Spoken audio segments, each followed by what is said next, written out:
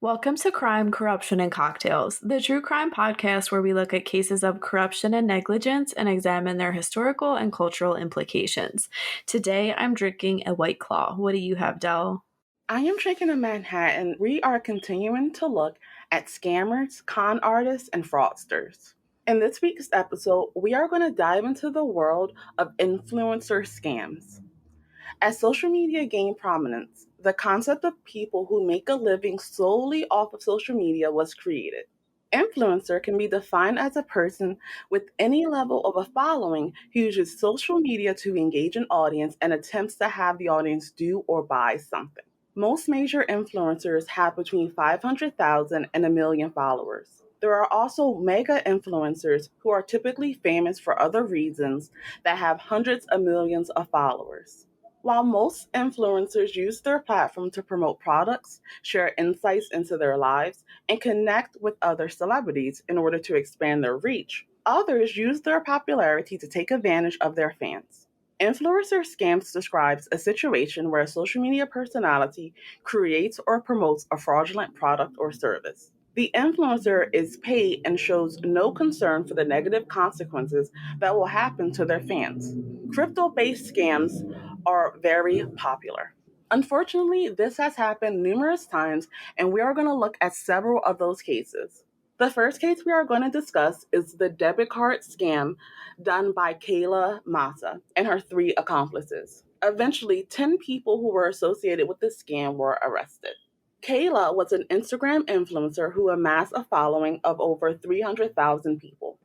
According to courts, Kayla would often fake money orders with messages such as, quote, "If you got a bank account and you are interested in making legal money, hit me up ASAP," end quote. The complaint alleges that Massa would encourage those, quote, individuals to empty their bank accounts before providing their debit card and PIN, end quote, to, quote, falsely allay any fears of losing money, end quote. Next, she would allegedly deposit large fraudulent checks using the names of real businesses into her followers' account and then withdraw the cash before the bank could flag or reverse the transaction. Massa's victims would be left with their accounts overdrawn and additional fees varying from overdraft fees to bad check fees. On February 13, 2020, Kayla and her accomplices were arrested on charges of debit card fraud, which scammed 45 individuals and businesses out of $1.5 million.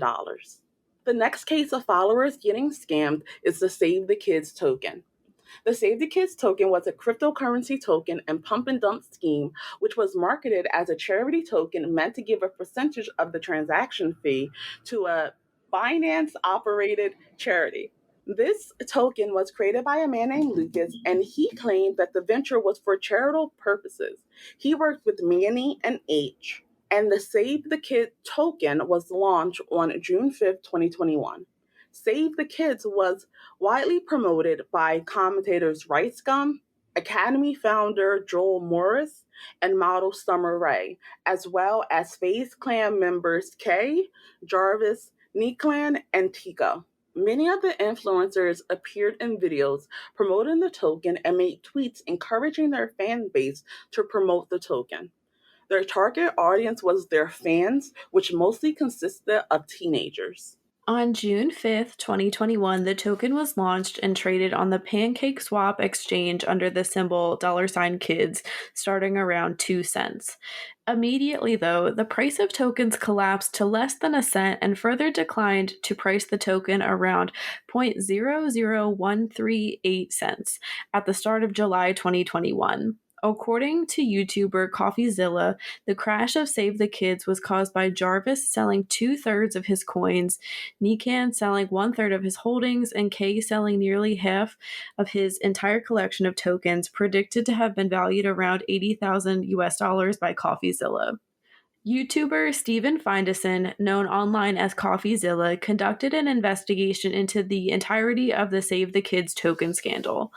Ultimately, Feinstein found that Manny was only a middleman behind the scandal and that the most influencers who promoted the currency were connected to it through their managers. The primary architects of the scheme were Fraser Kay, who had used several cryptocurrency wallets to potentially hide his tracks, Jordan Galen, a manager and promotion finder for Kay, and various other members of the FaZe clan, and YouTube personality Sam Pepper. Feinstein eventually uncovered that Lucas had changed the anti-whale mechanism on orders from Pepper, and that Kay was one of the main architects of the Save the Kids token. It was also suggested in Feinstein's video that Kay and Pepper broke ties during the launch of Save the Kids, a possible motive for Pepper to order that Lucas change the anti-whale mechanism, a claim Kay continues to make. However, Kay additionally stated to Feinstein that he knew nothing about cryptocurrency, which Feinstein debunked by stating Fraser had multiple cryptocurrency wallets, with one having hundreds of different cryptocurrencies. Coffeezilla was involved in exposing another influencer scandal, this time involving Logan Paul. In September 2021, Paul released an NFT-based game called Crypto Zoo. Crypto Zoo was described by Logan as a game where zoo owners trade, collect, and breed exotic hybrid animals as NFTs or non-fungible tokens. The game was mocked for featuring stock images and it was not well received. Coffeezilla released a 3-part expose on CryptoZoo and Paul's involvement. Coffeezilla showed that the game was not functional despite millions of dollars in funding. He also provided proof that the game launched several months before the official announcement. During this time, Paul and several members of the team allegedly purchased large amounts in order to inflate the value. Paul initially disputed the claims made by Coffeezilla but later apologized. We recommend watching Coffeezilla's videos for a more detailed account of the two scams, including calls with some of the people involved and the evidence from the blockchain. The last influencer scam we're going to look at is that of the MILF token. Streamer Aiden Ross was reportedly paid $200,000 to promote MILF token and talked about the token to more than 75,000 Twitch viewers, according to Dextrado. According to BTC Pro, Ross promoted a giveaway offering MILF tokens valued at $10,000 to one lucky MILF holder, and that the giveaway was later canceled when the controversy started. Aiden later admitted on his stream that his fans shouldn't have brought the token. He said, quote, "Chat, by the way, that MILF token shit I did a while back, I already told you guys, don't buy that shit," end quote. He laughed and said, quote, "I got paid a bag to do that shit," end quote. He finished by stating, quote, "I don't give a fuck. Hope none of you guys actually brought it," end quote.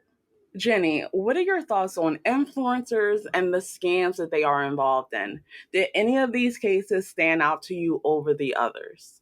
I wasn't familiar with any of these cases, and I feel like the last one, this MILF token, is really standing out to me just because of this person's attitude and like telling people to buy it and then being like, oh no, it's actually fake.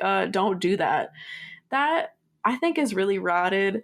And I mean, like the definition of a scam, really, but this is the kind of stuff that gives influencers a bad name. And I do kind of like roll my eyes at the idea of an influencer, but I mean, the times are changing, and if people can make money that way, like more power to them. In a lot of cases, it's not as easy as I think the public thinks, but it is weird to hear kids like say they aspire to be like a YouTube influencer or something. I don't know. I kind of don't like that.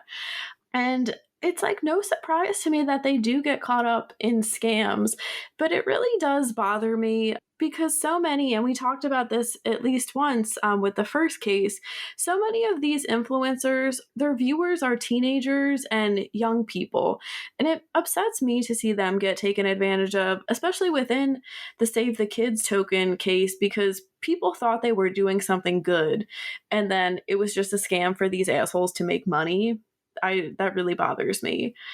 I do wonder in some cases, not within these that we talked about, but in some cases if the influencers are getting scammed themselves, because a lot of influencers are young and they might not have the right people behind them. So I think they're probably also susceptible to getting taken advantage of by opportunistic people, maybe companies that are really not great in whatever regard. But these scams are just so ridiculous, and it's upsetting to see, like I said, mainly teenagers, young people, young adults, whoever, you waste their time and money on this kind of stuff. What do you think? I absolutely agree with you.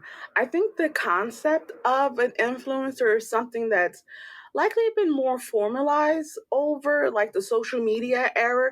I think that traditionally celebrities like actors, musicians were a form of influencer, and people had a more clear understanding that when they are endorsing a product, they're their spokesperson for a product, they're getting paid for it.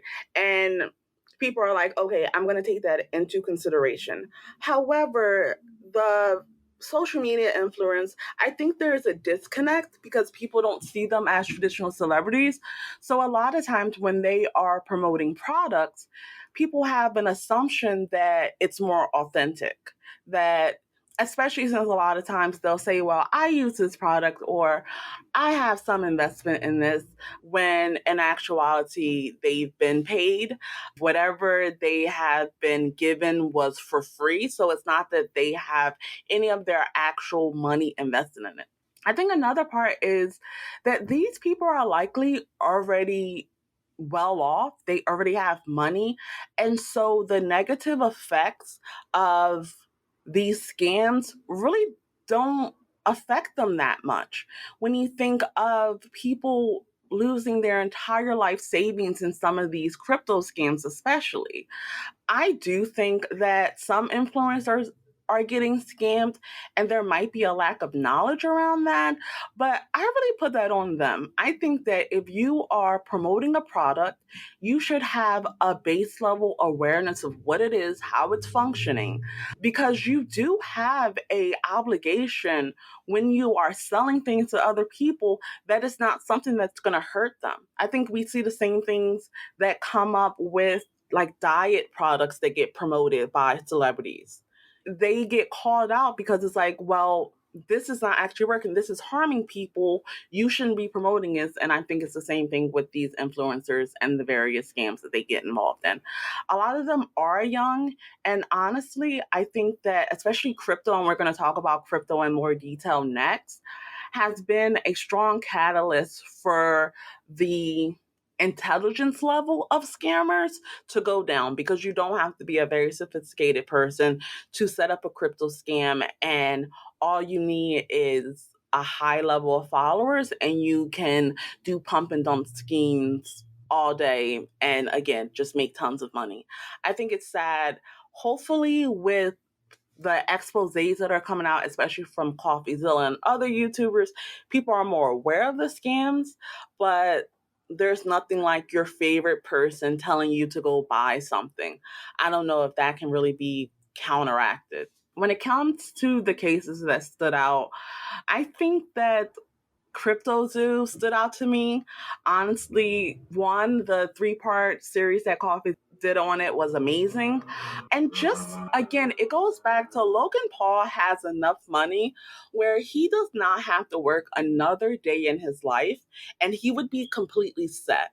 But that wasn't enough for him, and he allegedly decided that he wanted to make millions of other dollars. And it all came crumbling down because his partner that he was in this with backstabbed him.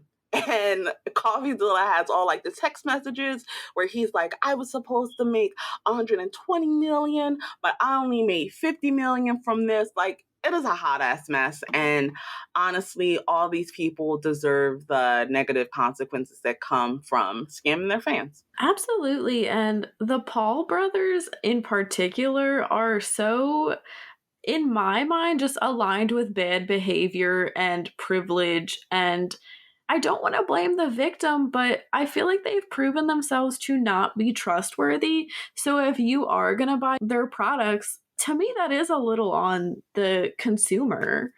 I agree with you. It's like kind of a big buyer beware sticker that's up on anything associated with the Paul brothers. for me, where I'm just like, all right, I'm going to need more information on this because there is no way I trust them with money or any type of financial advice. No way. Many of the recent influencer scams have involved cryptocurrencies and exchanges. Before we go into the specific types of scams, we are going to discuss what cryptocurrencies are, why they're used, and the downfall of their use. A cryptocurrency or crypto is a digital currency designed to work as a medium of exchange through a computer network that is not reliant on a central authority such as a government or bank to uphold or maintain it. Individual coin ownership records are stored in a digital ledger, which is a computerized database using strong cryptography to secure transaction records, control the creation of additional coins, and verify the transfer of coin ownership. When implemented with decentralized control, each cryptocurrency works through distributed ledger technology, typically a blockchain, that serves as a public financial transaction database. The first decentralized cryptocurrency was Bitcoin, which was released as open source software in 2009. As of March 2021, there are more than 9,000 other cryptocurrencies in the marketplace, of which more than 70 had a market capitalization exceeding $1 billion. Cryptocurrency has undergone several periods of growth and retraction, including several bubbles and market crashes, such as in 2011, 2013 to 2014 15, 2017 to 2018, and 2021 to 2023. The legality and its recognition as legal tender varies by country. In June of 2021, El Salvador became the first country to accept Bitcoin as legal tender. In August of 2021, Cuba followed with Resolution 215 to recognize and regulate cryptocurrencies such as Bitcoin. In September 2001, the government of China, the single largest market for cryptocurrency, declared all cryptocurrency transactions illegal. This completed a crackdown on cryptocurrencies that had previously banned the operation of intermediaries and miners within China. Next, we'll take a look at it within the United States. In 2021, 17 states passed laws and resolutions concerning cryptocurrency regulation. The U.S. Securities and Exchange Commission, the SEC, is considering what steps to take to regulate the industry. On March 23, 2023, the SEC issued an alert to investors stating that firms offering crypto asset securities may not be complying with U.S. laws.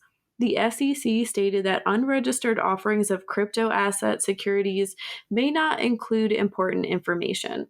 The United States Department of the Treasury on May 20th, 2021 announced that it would require any transfer worth $10,000 or more to be reported to the Internal Revenue Service, since cryptocurrency already posed a problem where illegal activity like tax evasion was facilitated broadly. And in the UK, as of January 10th, 2021, all cryptocurrency firms, such as exchanges, advisors, and professionals that have either a presence, market product, or provide services within the United Kingdom market, must register with the Financial Conduct Authority. Additionally, on June 27th, 2021, the financial watchdog demanded that Binance, the world's largest cryptocurrency exchange, cease all regulated activities in the UK. In March 2021, South Korea implemented new legislation to strengthen their oversight of digital assets. This legislation requires all digital asset managers, providers, and exchanges to be registered with the Korea Financial Intelligence Unit in order to operate in South Korea.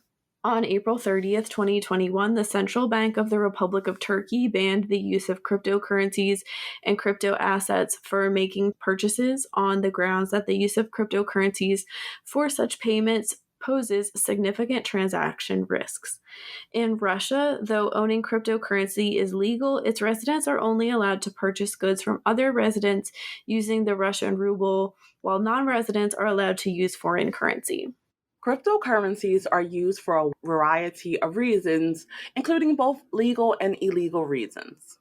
The legal reasons include that cryptocurrencies promise to make it easier to transfer funds directly between two parties without needing a trusted third party like a bank or a credit card company.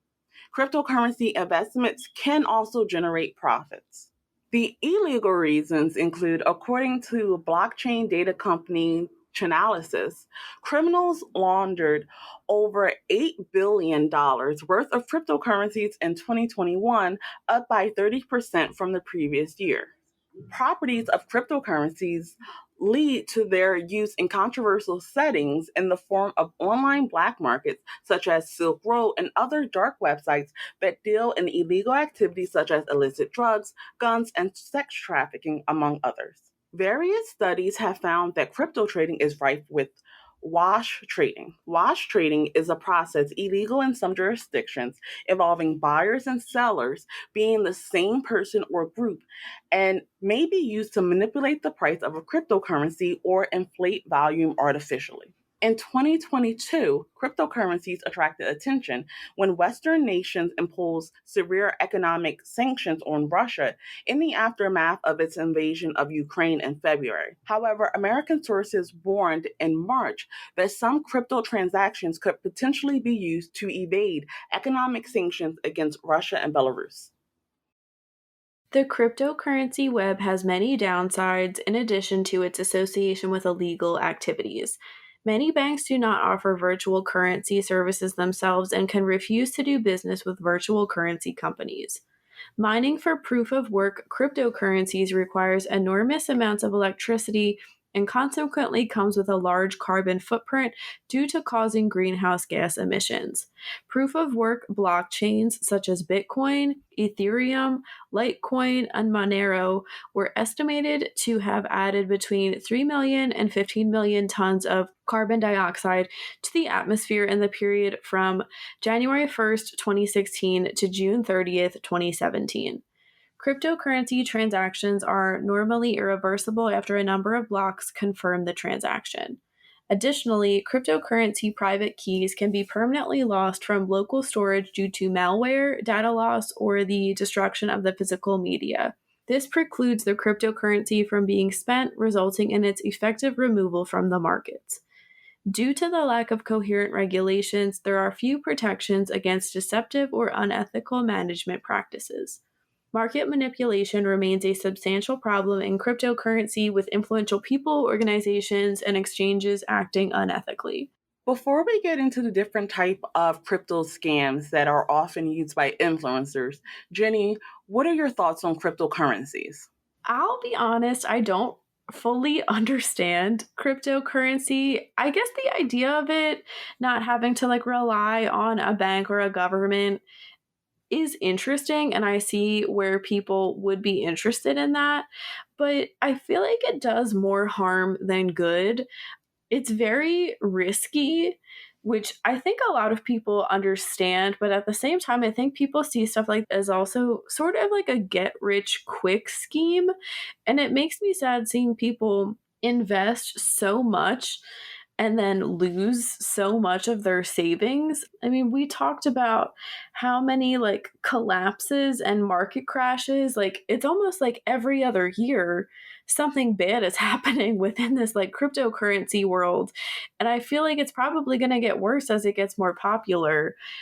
I would be interested to see, because we talked so much about this illegal activity, I don't know if, for the US government, for example, would ever be able to get. I feel like it's so far behind.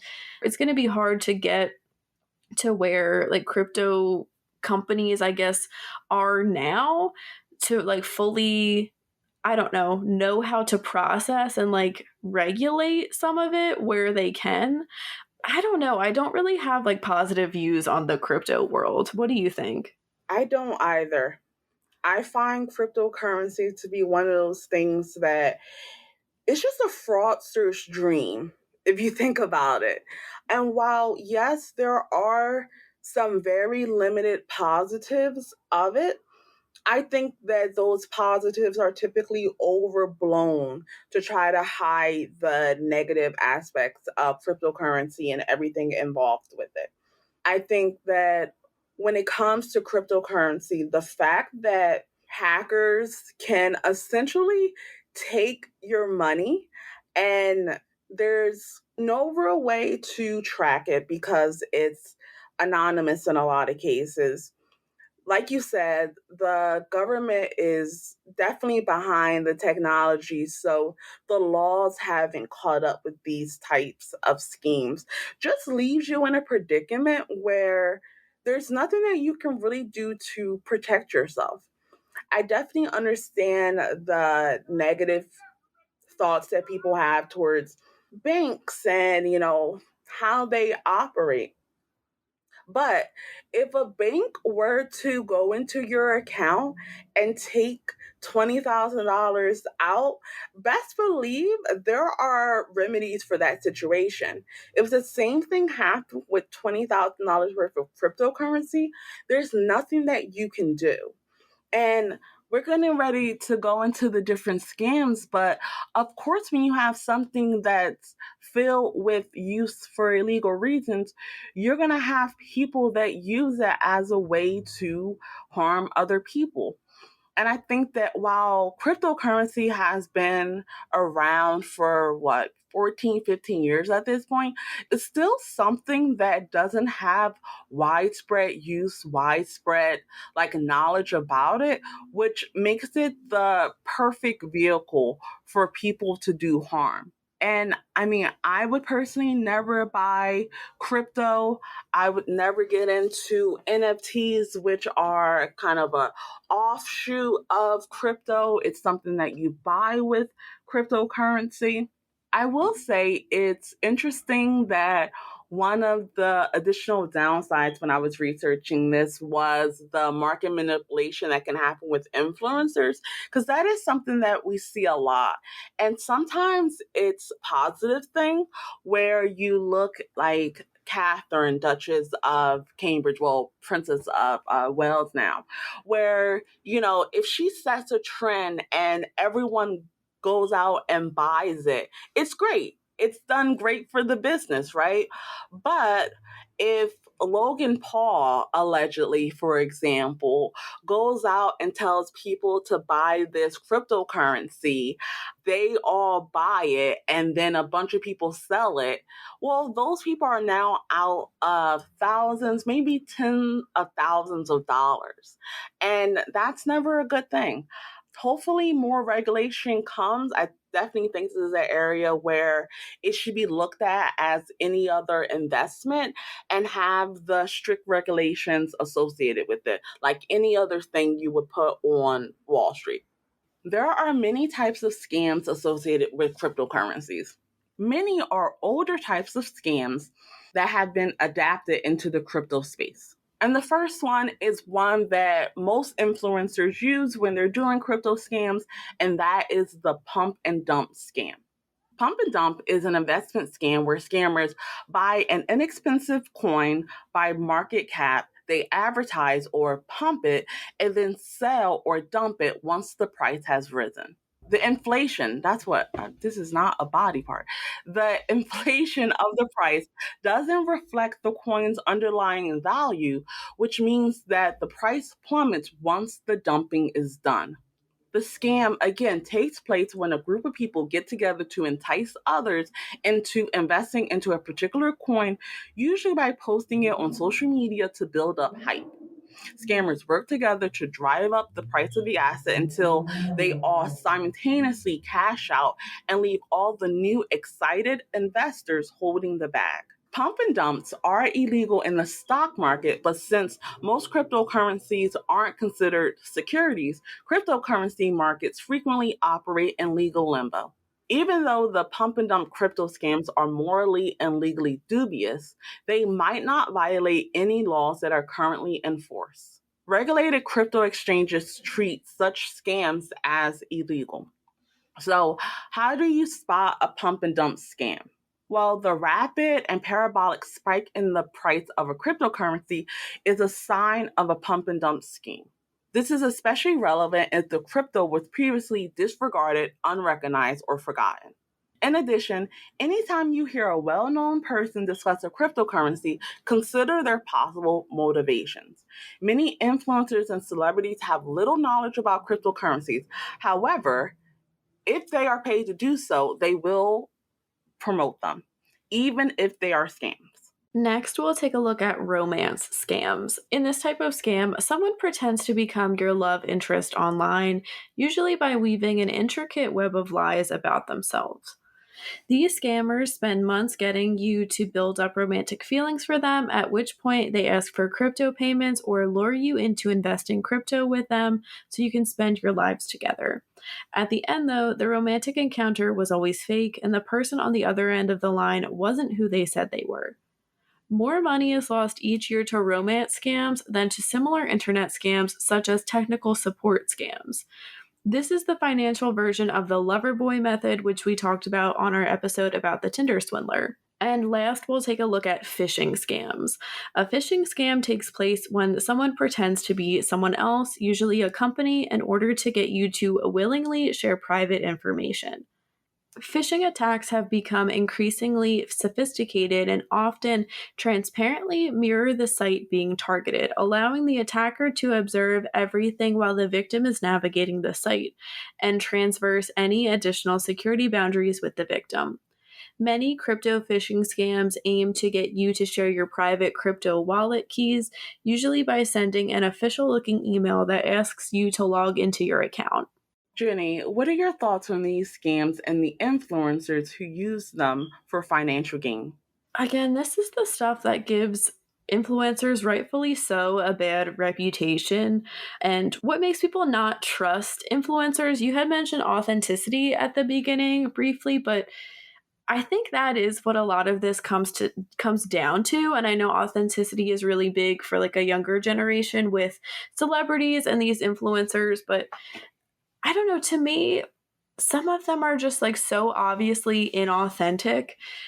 But I mean, I also have the advantage of like growing up online, so I can see things probably maybe more easily than other people. I don't know. It's interesting to see kind of like who can fake it till they make it, because I guess that is really a point of part of like a sales, part of your sales as an influencer. I thought that was really surprising to hear that the romance scams, more money is lost to them each year than other scams. And I don't know if you or anyone listening watches 90 Day Fiance on TLC, but stuff like this just makes me think of 90 Day Fiance. And I haven't seen any crypto scams on there. I haven't watched the show in quite a while, but just the what like low self-esteem and loneliness will do to people. And I don't know if people often think of like these types of scams when it comes to that, but it just really it makes me sad seeing people believe they're in some type of relationship and then to have like the rug pulled out from under them, and on top of finding out that the person you thought you were with isn't who they are, hey, they also took your money. It makes me sad. What do you think? I definitely agree with you. I think that the more that you affect people's emotions, the worse the scam feels, even if the monetary loss is not as great. Even though with romance scam, there's definitely a high monetary loss associated with it. I think that a lot of times people, whether it's their romantic feelings or just wanting to be in a better financial situation than they are now, they get caught up in things and they look to these influencers who they see with money, they see living the lifestyle that they want to live. And so, even if it is a scam, even if there's red flags going off, they're like, they wouldn't do that. They already have money. They have no reason to scam. But it turns out that in a lot of these cases, like I said before, you can never have enough money. And unfortunately, it's the fans that end up with their heart broken or their bank accounts empty, or unfortunately, both things. Hopefully, the social media platforms take a bit more responsibility when it comes to overseeing the different scams that are taking place on their platforms, and they're able to take some measures to make sure that they are not happening with such frequency, but only time will tell with that. That wraps up this week's case. Thank you for listening. Let us know in the comments what you think about influencer scams and cryptocurrency. You can read more about this case and how to support us in the links below. We will be back next week with a brand new episode focused on the Maria Duval scam. As always, stay safe.